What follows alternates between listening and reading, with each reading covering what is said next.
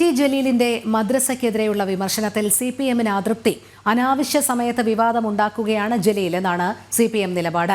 ജലീലിന്റെ വിമർശനം പാർട്ടിക്കും മുന്നണിക്കും ദോഷമുണ്ടാക്കിയെന്നാണ് സിപിഎം വിലയിരുത്തൽ.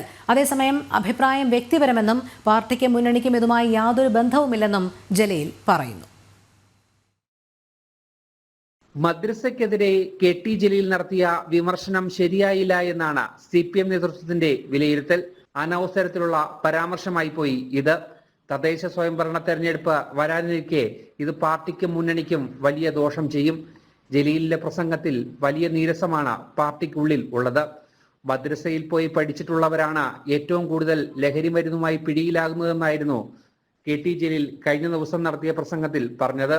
ഇപ്പോൾ MDMA കൈവശം വെച്ചതിന്, കഞ്ചാവ് കടത്തിയതിന് ഒക്കെ പിടിക്കപ്പെട്ട ആളുകളെ പരിശോധിച്ചാൽ അവരെല്ലാവരും മദ്രസകളിൽ പോയിട്ടുണ്ട്. സത്യത്തിൽ ഏറ്റവും അധികം ധാർമ്മികമായി മുന്നിൽ നിൽക്കേണ്ടത് മുസ്ലിങ്ങളാണ്. പണത്തോടുള്ള ആർത്തിയാണ്, മോഹമാണ് ഇതിനൊക്കെ പ്രേരിപ്പിച്ചുകൊണ്ടിരിക്കുന്നത്. എന്തിനാണ് MDMA കടത്തുന്നത്? എന്തിനാണ് ലഹരി വസ്തുക്കൾ കടത്തുന്നത്? അതവര് വിൽപ്പന നടത്തുന്നതും അതിൻ്റെ കാരിയർമാരാകുന്നതും പണം കിട്ടാൻ വേണ്ടിയാണ്. സ്വർണം പണം കിട്ടാൻ വേണ്ടി നമ്മൾ കൊണ്ടുവരുന്നു, ലഹരി വസ്തുക്കൾ പണം കിട്ടാൻ വേണ്ടി നമ്മൾ കടത്തുന്നു. പ്രസംഗം വിവാദമായതോടെ ജലീലിനെതിരെ സംസ്ഥാന നേതാക്കൾ രംഗത്തെത്തിയിരുന്നു.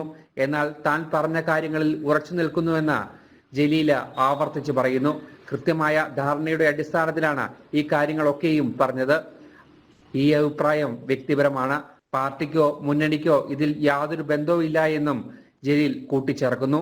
ജനം, കോഴിക്കോട്.